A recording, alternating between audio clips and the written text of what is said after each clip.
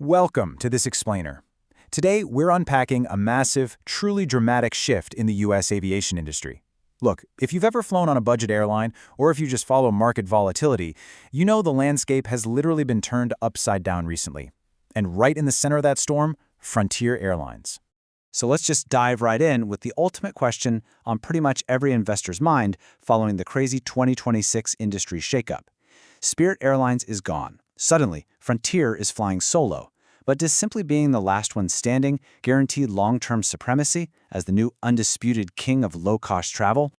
To figure that out, we've got a structured flight path for today's explainer. We're going to cover 1. The 2026 aviation shakeup, 2. Frontier's financial takeoff, 3. The bull case, 4. The bear case, and finally, 5. Navigating the new skies. All right, let's get into it. Starting off with Section 1, the 2026 aviation shakeup. This was a massive shift. I'm talking about a seismic industry event that fundamentally changed the market landscape basically overnight. You see, back in May 2026, Spirit Airlines dramatically went bankrupt, crashing out of the market entirely. This left Frontier as the undisputed dominant force in the ultra-low-cost carrier market, what we call the ULCC space. For years, these two were locked in this brutal price war, right? Competing for the exact same cost-conscious traveler. With Spirit suddenly grounded, this enormous vacuum just opened up in domestic travel. And Frontier's reaction, it was incredibly strategic. Operating under their motto, low fares done right, they didn't just sit back and watch. They immediately rolled out rescue fares to absorb all this sudden demand. In doing so, they secured a near monopoly on over 100 shared routes, practically overnight. And get this, without spending a single dime on customer acquisition. Moving on to Section 2. Frontier's financial takeoff. Let's look at how they were uniquely positioned to strike financially. The crucial takeaway here is this massive Q4 2025 total revenue of $997 million. That number completely blew past market estimates. Going into that 2026 shakeup, Frontier wasn't limping by any means. They were already accelerating. This rock-solid revenue base gave them the exact financial cushion they needed to aggressively capitalize on their rivals' downfall. To really prove how uniquely positioned they were, let's just compare expectations versus reality. Analysts expected an earnings per share of 12 cents. Frontier delivered 23 cents. That is a massive 92% earnings beat. They nearly doubled the market consensus. Showing this level of profitability in a notoriously tight-margin industry proved to Wall Street that their underlying business model was highly tuned, right before the market completely opened up for them. All of this built an incredibly strong foundation for 2025. They finished the year with $3.7 billion in revenue, transporting 33 million passengers across more than 440 nonstop routes. But honestly, the absolute standout metric, that $874 million in ending liquidity. Having nearly $1 billion in cash meant they could easily survive the volatility of absorbing a competitor's market share. Unsurprisingly, the stock reacted by surging about 31% over a 6-month period. So, now we transition into the conquest phase. Section 3. The bull case. Examining their specific strategies, why exactly is the market so optimistic here? Well, it largely comes down to management steering the ship through disciplined capital allocation. Now, I know that sounds like corporate jargon, but breaking it down reveals a super logical playbook. Step 1. Early return of 24 planes. Step 2. Deferring 69 new Airbus deliveries out to the 2027 to 2030 window. Instead of blindly chasing growth and flooding the market with empty seats, they are prioritizing free cash flow and aggressively targeting $200 million in run rate savings by 2027. They're making the tough choice of profitability over pure size. Before we look at their actual forecasts, we really need to understand a critical aviation metric. It's called RASM, or Revenue Per Available Seat Mile. It is basically the ultimate barometer of an airline's profitability per seat.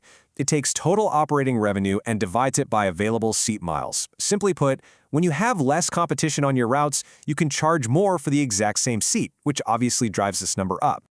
Armed with that definition, it is absolutely staggering to note that Frontier's RASM is projected to climb over 20% in Q2 of 2026. A 20% unit revenue surge in a single quarter is practically unheard of in modern commercial aviation. It is the direct, mathematical result of Spirit leaving the market. Frontier suddenly gained this monopolized pricing power, allowing them to raise fares slightly without losing those budget-conscious passengers. But, raising prices is only half the battle, right? Keeping costs low is the other. This efficiency is entirely driven by their durable cost leadership. Frontier relies exclusively on the highly fuel-efficient Airbus A320neo family. By using high-density seating, single-model maintenance, and weight-saving initiatives, they operate the most fuel-efficient fleet among major U.S. carriers. So, as their revenue goes up, their bottom-line costs stay incredibly suppressed.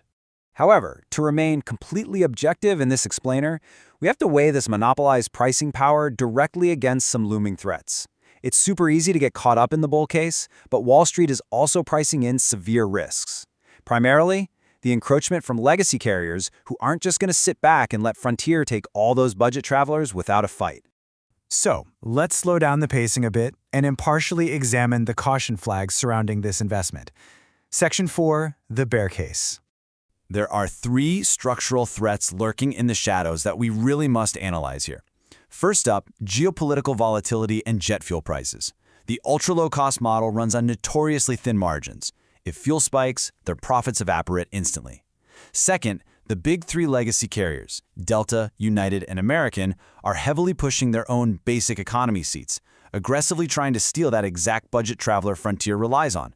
And third, the overextension risk. If Frontier expands way too quickly into Spirit's old territory, without the actual demand to back it up, they could make some fatal structural mistakes. Tying this all together, let's look at how Frontier plans to steer through this turbulence in our final section. Section 5, Navigating the New Skies. Beyond simply cutting costs and tweaking routes, Frontier is actively trying to improve customer loyalty to fend off those legacy carriers. They've renewed a long-term credit card partnership with Barclays to build a sticky rewards ecosystem. And even more exciting, they've announced a brand new deal to introduce Starlink high-speed Wi-Fi by SpaceX. That's a massive upgrade to the onboard experience, proving they want to be known for a lot more than just cheap tickets. So Frontier is now effectively a lone cowboy, navigating the vast new frontier of aviation. The landscape is scattered with the remnants of their competition, and they are carrying the treasure of massive Q4 earnings and newfound pricing power. They are quite literally the sole survivor in a harsh, newly emptied landscape. So I leave you with this final thought to consider for your own portfolio. With their biggest rival gone and revenue surging, has Frontier permanently won the skies, or will the temptation of rapid expansion and the sheer weight of legacy airline competition be their ultimate downfall? It's a fascinating case study in market dominance and definitely one we're going to be watching very closely. Thanks so much for joining me for this explainer, and keep learning.